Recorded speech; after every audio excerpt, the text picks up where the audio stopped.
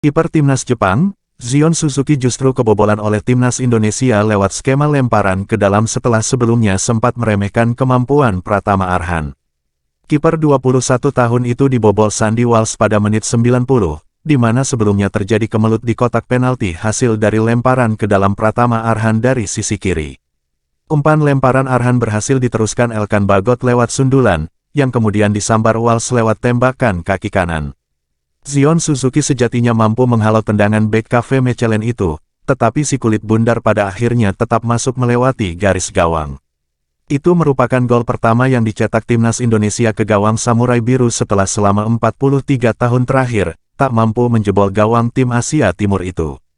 Bagi Zion, gol Sandy Walsh bagaikan sebuah pukulan telak, pasalnya, sebelum laga, dia meremehkan ancaman lemparan ke dalam Pratama Arhan. Lemparan jauh sama halnya seperti umpan silang, maka jika saya bisa menyerang, menangkap, saya tidak merasakan sebuah ancaman yang besar, kata Zion Suzuki, dikutip dari Soccer King, Selasa tanggal 23 Januari tahun 2024 lalu. Oleh karena itu, saya ingin mencobanya sendiri, ujar Zion. Terkait pertandingan, timnas Indonesia dipastikan menempati peringkat ketiga dalam grup D dengan total 3 poin dan selisih gol -3 usai kalah dari Jepang. Saat ini, tim asuhan Shin Tae-yong sementara menduduki urutan keempat dalam klasemen peringkat 3 terbaik.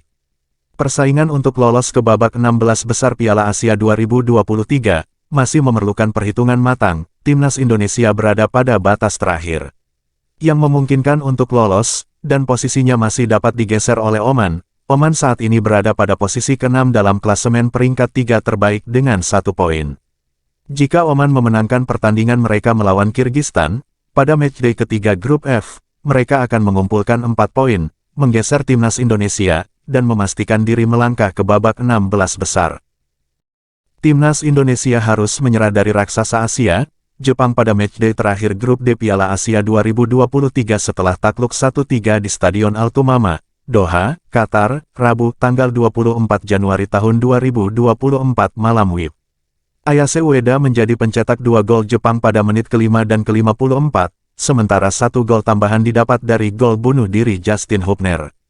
Kekalahan ini membuat timnas Indonesia mengakhiri kiprah di grup D Piala Asia 2023 di peringkat ketiga klasemen, mengoleksi 3 poin dengan selisih gol -3, dengan Jepang lolos ke fase gugur sebagai runner-up grup dengan 6 poin.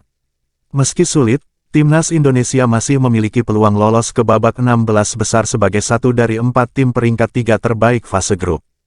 Hanya saja, timnas Indonesia kini jauh dari kata aman di klasemen peringkat 3 terbaik, sebab, saat ini Garuda bertengger di posisi keempat dengan 3 poin dan selisih gol -3. Kini, nasib timnas Indonesia tergantung dari hasil matchday terakhir grup E dan grup F. 2 hasil pertandingan yang menentukan nasib skuad Garuda adalah laga Yordania vs Bahrain dan Oman vs Kirgistan yang dimainkan Kamis, tanggal 25 Januari tahun 2024 besok. Timnas Indonesia kini berharap salah satu dari 2 kemungkinan, yang menguntungkan mereka bisa terwujud.